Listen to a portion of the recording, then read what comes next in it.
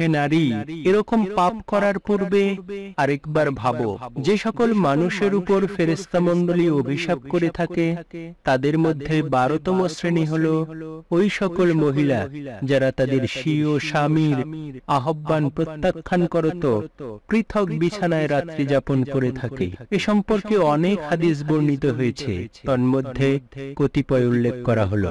ইমাম বুখারী ও মুসলিম রাহমাতুল্লাহ আবু হুরায়রা রাদিয়াল্লাহু আনহু হতে বর্ণনা করেছেন, তিনি বলেন, নবী করিম সাল্লাল্লাহু আলাইহি ওয়াসাল্লাম ইরশাদ করেছেন, যখন কোন ব্যক্তি তার স্ত্রীকে আপন বিছানায় আহ্বান করে অতঃপর স্ত্রী যদি তার স্বামীর আহ্বান প্রত্যাখ্যান করে তবে তার উপর সকাল অবধি ফেরেশতারা অভিশাপ করতে থাকে। সহিহ বুখারী হাদিস নম্বর 5193 এবং সহিহ মুসলিম হাদিস নম্বর 122। অন্য একটি বর্ণনায় এসেছে, যতক্ষণ তার স্ত্রী বিছানায় ফিরে না আসে ততক্ষণ পর্যন্ত ফেরেশতারা তার উপর অভিশাপ দিতে থাকে।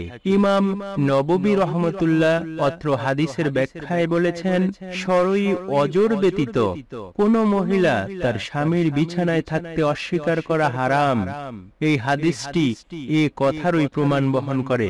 মহিলাদের ঋতুবতী অবস্থায়ও আপন স্বামীর বিছানায় রাত্রি যাপন করতে অস্বীকার করা শরীয়তের কোনো ওজর নয়, কেননা সে অবস্থায়ও স্ত্রীর পোশাকের উপর দিয়ে তার সাথে জড়াজড়ির অধিকার রয়েছে। শারহ নববী। উপরোক্ত হাদিসটিতে দুটি জিনিস উল্লেখ করা হয়েছে।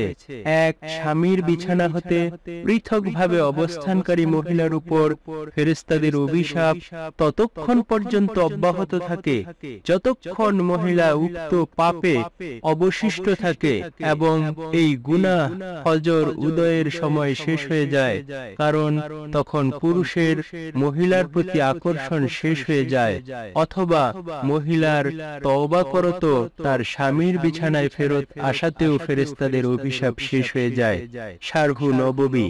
ইমাম ইবনে আবি জামরাহ এ হাদিসের ব্যাখ্যায় বলেছেন, অত্র হাদিসে মহানবী সাল্লাল্লাহু আলাইহি ওয়াসাল্লাম স্বয়ং মহিলাদেরকে ফেরেশতাদের অভিশাপ হতে ভীতি প্রদর্শনে বোঝা যায় যে ফেরেশতাদের ভালো মন্দ সকল দোয়াই আল্লাহর দরবারে কবুল হয়। ফাথুল বারী হাদিস নম্বর 9। মহিলাদের স্বামীর বিছানা থেকে পৃথক রাত্রি যাপনের জঘন্যতা ও ভয়াবহতার ব্যাপারে আরো অনেক হাদিস রয়েছে। ইমাম তাবারানী রহমতুল্লাহ আব্দুল্লাহ ইবনে ওমর রাদিয়াল্লাহু আনহু হতে বর্ণনা করেন, তিনি বলেন, রাসূলুল্লাহ সাল্লাল্লাহু আলাইহি ওয়াসাল্লাম ইরশাদ করেছেন, দুই প্রকারের লোক যাদের নামাজ তাদের মাথা থেকে উপরে অতিক্রম করে না, পলাতক গোলাম যতক্ষণ না তার মালিকের কাছে ফিরে আসে এবং স্বামীর অবাধ্য স্ত্রী যতক্ষণ না সে তার স্বামীর কাছে ফিরে আসে। মাজমাউজ জাওয়ায়েদ হাদিস নম্বর 4। এই হাদিস হতে সুস্পষ্টভাবে বোঝা যায় পলাতক দাস তার পলাতক থাকা অবস্থায় এবং স্ত্রী তার স্বামীর অবাধ্য থাকা অবস্থায় তাদের নামাজ আল্লাহর দরবারে গৃহীত হয় না। অন্য হাদিস দ্বারা বোঝা যায় উপরোক্ত দুই প্রকার লোক সহ নেশাগ্রস্ত লোকের কোনো সৎ আমল গৃহীত হয় না। ইমাম তাবারানী রহমতুল্লাহ জাবের বিন আব্দুল্লাহ রাদিয়াল্লাহু আনহু হতে বর্ণনা করেন, তিনি বলেন, রাসূলুল্লাহ সাল্লাল্লাহু আলাইহি ওয়াসাল্লাম ইরশাদ করেছেন, তিন প্রকারের লোকের নামাজ কবুল হয় না এবং তাদের কোনো সৎ আমল আল্লাহর দিকে ওঠে না। নেশাগ্রস্ত ব্যক্তি যতক্ষণ না তার জ্ঞান ফিরে আসে, এমন স্ত্রী যার স্বামী তার উপর অসন্তুষ্ট, এবং পলাতক দাস যতক্ষণ না সে ফিরে আসে তার মালিকের হাতে হাত মিলায় এবং মালিকের কাছে নিজেকে সোপর্দ না করে।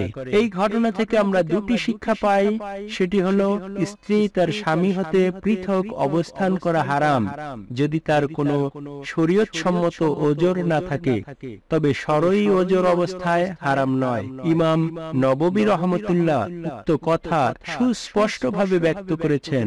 শারহুন নববী হাদিস নম্বর 10। তার স্বামীর উচিত স্ত্রীর সার্বিক অবস্থা উপলব্ধি করা।